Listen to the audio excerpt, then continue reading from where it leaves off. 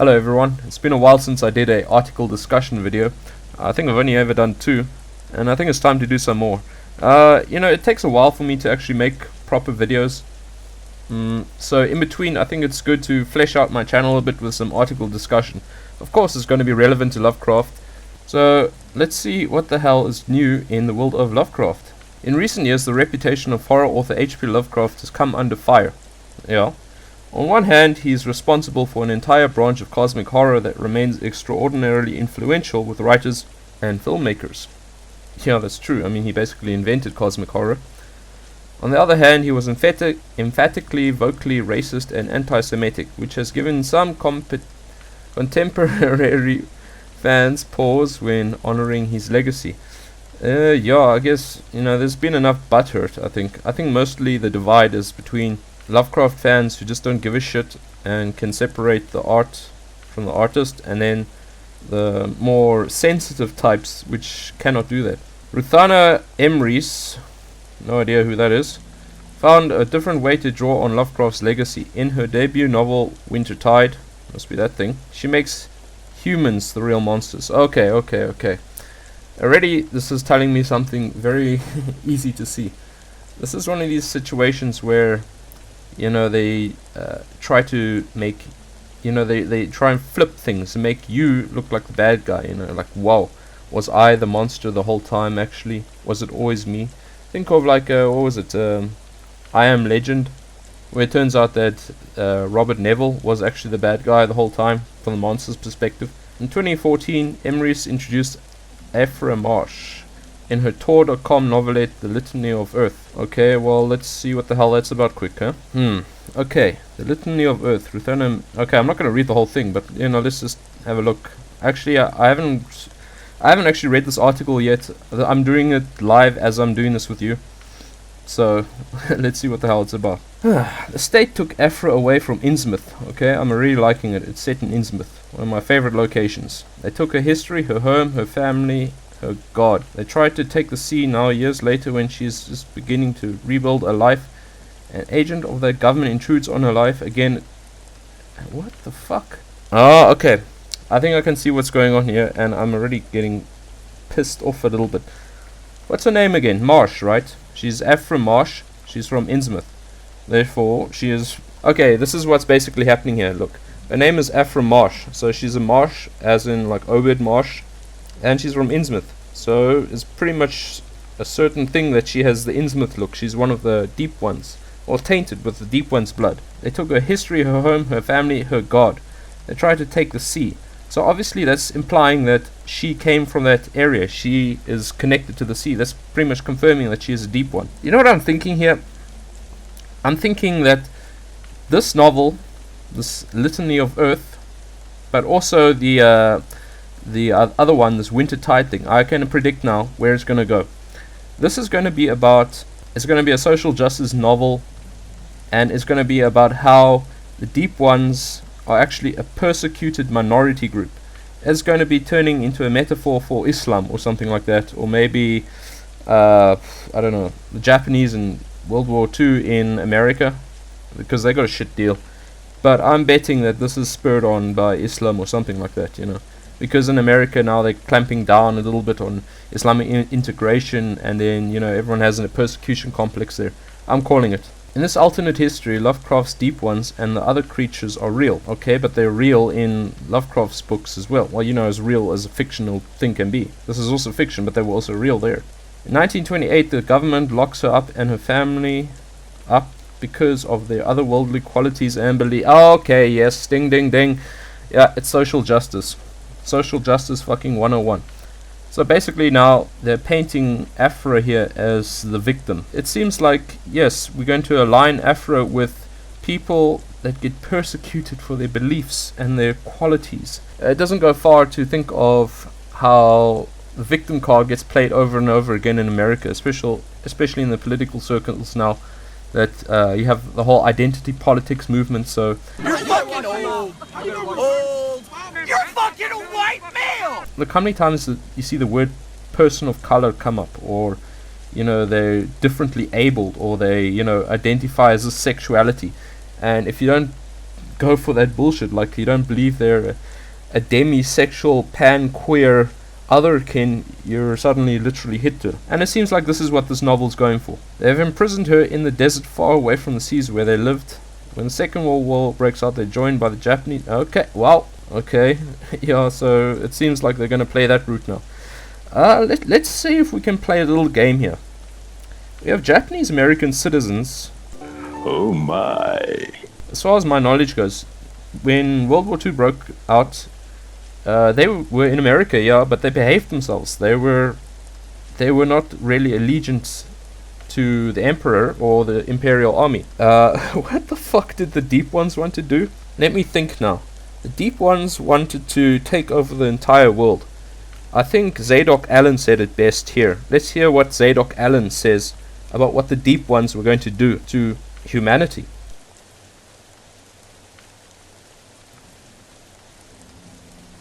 You want to know what the real horror is, eh? Well, it's this. It ain't what them fish devils has done, but what they are going to do. They are bringing things up out of where they come from into the town. Been doing it for years and slacking up lately.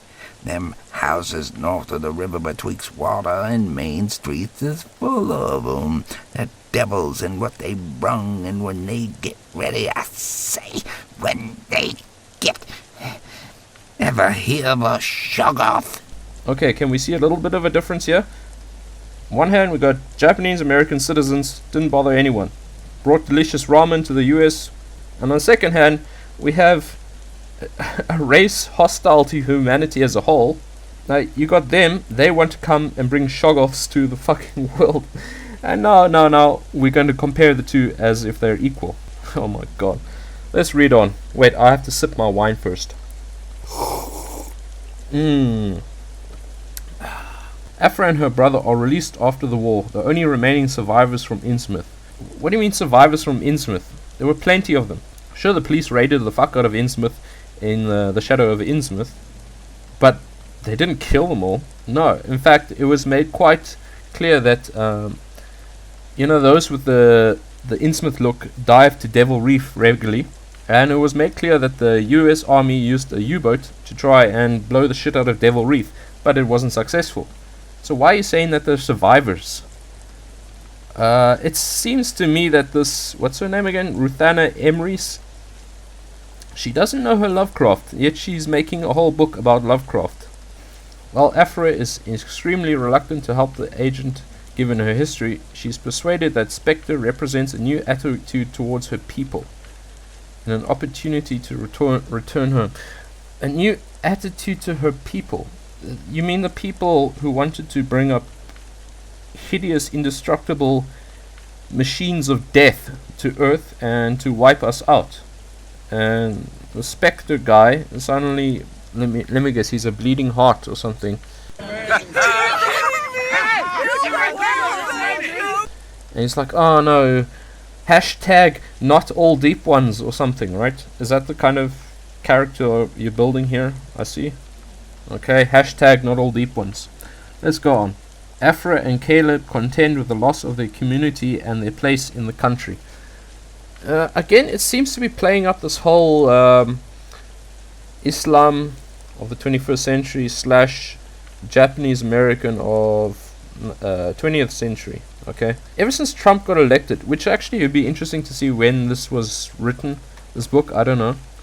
But ever since Trump got elected, everyone feels like suddenly it's not going to be a safe place for non-whites, LGBT people, religious minorities, all that. Although I don't think Trump ever... Okay, I'm not going to turn this into a Trump video, but basically he's never done anything to... he's not made a Muslim ban. He's not spoken badly of gay people like many Republicans have, or anything like that. But still, nonetheless, in the US, it seems like there is this feeling like, oh shit, Trump won. What the hell are we going to do now? We have no place here. We have to flee from the US, Oh, let's all go to Canada. So I think that is the general aura that this book is giving off here. And I wouldn't be surprised if this was written post-election. Emrys plots out an impressive book that updates Lovecraft's creations with added nuance and empathy. Fine. Depends what kind of an update. The way she's planning to update things here, it's making me kind of cringe and need to drink more wine. Oh shit, the bottle's almost empty. Let's hurry up. While the plot is engaging, her attention to the characters is what makes Wintertide stand out amid decades of Cthulhu mythos work. That's the problem there. In Lovecraft stories, humans were always just basically living radio receptors, living TV sets, okay? They were in this world, and then they encountered something, and then they tell the reader what they experienced, right? For example, if you look at Call of Cthulhu, you had Johansen the sailor, who actually encountered Cthulhu. Nobody gives a flying fuck about Johansen as a character. I mean, he was just his throwaway plot device. I mean, for fuck's sake. What he is used for is to tell the reader just how fucked up Cthulhu is, you know? And the same thing, another good example would be the statement of Randolph Carter. Randolph Carter doesn't matter in that story. Neither does his friend that he accompanies him, right? I forget the name of that character. Oh shit, I'm slipping up.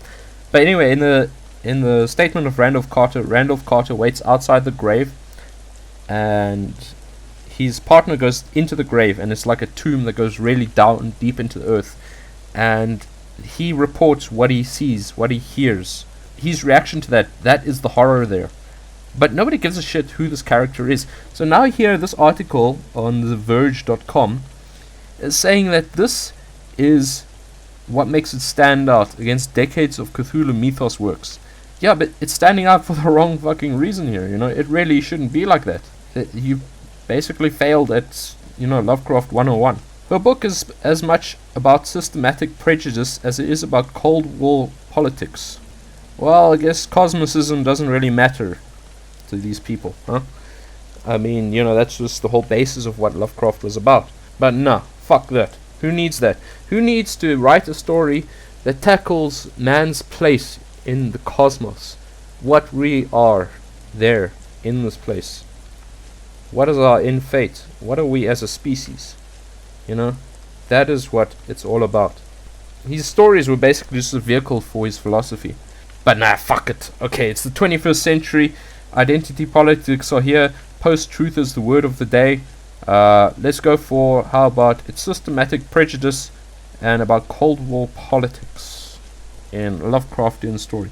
You know, this is like, you know, I'm not saying she can't write a story like this. Fine, go ahead. Nobody's going to stop you. But, you know, certain literary styles were invented for certain messages that you wanted to give off. Take haiku poetry, right? Haiku poetry was about capturing a moment, the exact moment that you're experiencing now in nature. You know, it usually dealt with themes or in nature, and it has like a certain structure, right? I'm not talking about the 575 syllable because that's just a misunderstanding. It doesn't have to be 575 syllables, but it has to follow a certain structure, and you know, it has to sort of be about nature or seasons or something like that. You don't use haiku poetry to write down, you know, a fucking recipe for, you know, bulgogi or, you know, your latest Malaysian curry recipe, you know. Yes, this is how you make the curry in 575 syllables or whatever. No, you don't do that. That's because it's not made for that sort of theme. That's not made for that sort of subject matter. And the same goes for a Lovecraftian story. You don't bring in systematic prejudice and Cold War politics into a Lovecraftian story, because it's human issues. That's the baseline. It's human issues, and that was something that always was detested by Lovecraft. You know, wasting his time listening to humans gripe about shit that really didn't matter, and now she's written a whole book about it. Okay, we have an excerpt. Is that how you say it? Excerpt? Oh god. Anyway, you were never exactly loyal Americans.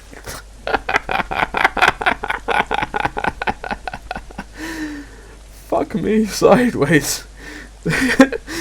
You were never exactly loyal Americans. The deep ones aren't fucking Americans, man. What the fuck? They were deep ones. They came from the goddamn oceans. They lived in cities underneath the oceans of the world. They weren't just parked off New England area, Innsmouth. Johannes Ley was just one. I mean, they were all from all around the world, you know.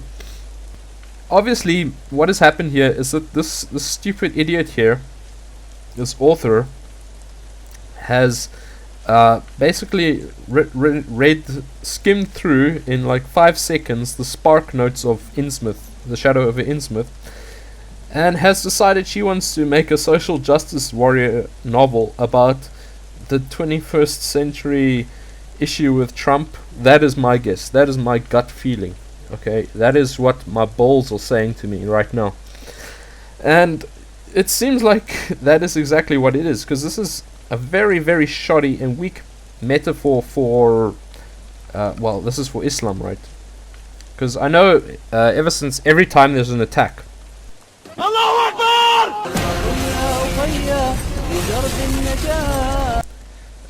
and it's always a Muslim that does it, right? You got Paris, London, blah blah blah, Brussels, but you also got San Bernardino, the gay club in Miami. Anyway, it's always a Muslim that has done it, that does these things. Plus all the truck attacks. You know, you don't even have to really. Oh, you know, we're not sure yet who the perpetrator was. Let's not jump to it's a Muslim. You know, that's just how it is. So obviously the question of loyalty comes up, and it seems like this author has taken it upon herself to be offended for another group of people. And frankly, maybe we should start questioning the loyalty of Islamic citizens in a country, given the frequency of terror attacks, you know. And also keep in mind there that many of the times when these terror attacks happen, the left quickly say, "Oh no, they weren't a migrant," you know. So don't belittle migrants. They were born here. Well, fuck, that makes you want to question their loyalty even more, right? What stands out in this conversation is the ingrained assumptions of guilt, purely by racial and family association. Yeah, for fuck's sake. Again, do I have to point out what the deep ones were going to do? I mean, it's a fact. It was established in the Cthulhu mythos that Lovecraft made that the deep ones are hostile to us. Okay, they weren't directly hostile in that, like, they wanted war. They made it very clear, though, that if they wanted to kill us, it would be no problem. They'd rather not start rising and wiping out humankind, but if they was gave away and forced to, they could do a lot toward just that. But from right now, at that moment in time, for the deep ones, it's not worth their trouble to go through the hassle of waging a literal world war. In my perspective, you can't assume guilt until proven innocent. There is no way. Okay, keep in mind this is a Lovecraft story. So in the Lovecraft story, yeah, assume fucking guilt that a deep one is not to be allied with. But in reality, you cannot assume guilt before innocence. But you can admit that there are certain patterns, right? So to be suspicious of someone, sort of having ingrained assumptions here, is perfectly justified as a human. Nobody's surprised when the next attack will happen. And nobody's going to be surprised again when the person has a huge fucking beard and a very nice tan. Let's go on. The racism here is palpable, and it creates sympathy for Afra. No, it doesn't. That would have been alien to Lovecraft. You want to know why it's alien to Lovecraft? Because he didn't deal with fucking human issues. He dealt with cosmic horror. That's a completely different thing. He didn't waste time with human trivial bullshit. This woman has hollowed out Lovecraft and basically kept... It's like a fucking pumpkin, right? Pumpkin's nice and orange and stuff. It's got the cute little stems, it's the aesthetic looks there. But she hollows it out, scoops out all the stuff that makes a pumpkin nice and juicy. Okay? She's left the shell. Okay? And then she's taken a fucking fist, lubed it up with whatever KY gel she uses to fist her cats with, shoved it right up there, and just inserted social justice right into this fucking pumpkin. And now suddenly, you know, it's like, wow, what a surprise. It's so revolutionary, so progressive. The racism here is palpable and it creates sympathy that would have been alien to Lovecraft. Yeah, well, I mean, it's like going back to, I inserted my recipe for masamang curry into a haiku. Oh, wow, that really makes, it alienates Beisho, the haiku master from Japan, Matsuo Beisho. He just wrote about nature and shit. No, but here we have masamang curry in haiku form. It's the same fucking bullshit. Wintertide joins a small group of books that have been inverting Lovecraft's tropes and legacy recently. Yeah, I noticed that. In other cases, books such as Matt Ruff's Lovecraft Country, fuck that book, fuck it hard. I'm sorry, I've paged that thing numerous times. Every time I go to my bookshop, I go to the not the Lovecraft section, the horror section, and they always have this book on display, like, proudly, and then they have, like, the anthologies tucked away, like, oh, fuck this anthology, no, here's Lovecraft Country. Look at the nice shiny cover. And all of them here have in common, they reframe them, usually talking about the elements here, reframe them in such a way that the people he hated the most are the sympathetic parties. But again, his stories were not about hating people. Yeah, in passing he does mention, well, okay, what's a good line? In Call of Cthulhu he does mention how one of his characters was jostled by a nautical looking Negro, and he does make some rude comments, especially in the horror of Red Hook. They are a bit overboard, I admit, but that's not the fucking focus of his book. But you see, if you have to think like an SJW here, their focus is on the minor little fucking petty things. They even have a word for it, microaggressions. Okay, they focus on the most trivial shit. They will find it and then cling on to it like a fucking rabid pit bull. Like, oh my god, he said Negro. Let's lynch him. Let's rewrite Lovecraft. Let's reclaim him.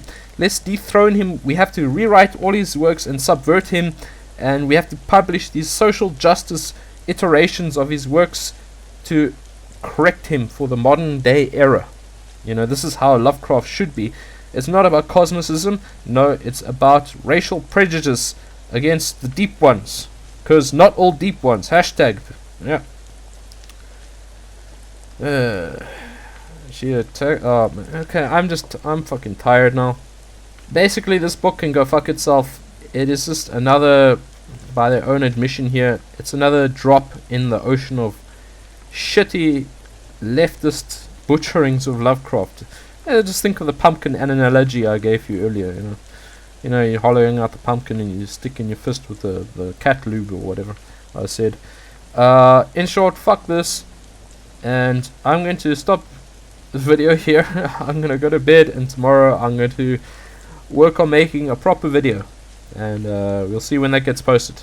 Anyway, thanks for tolerating me. This is Arkham Reporter, drinking off. Ciao, ciao.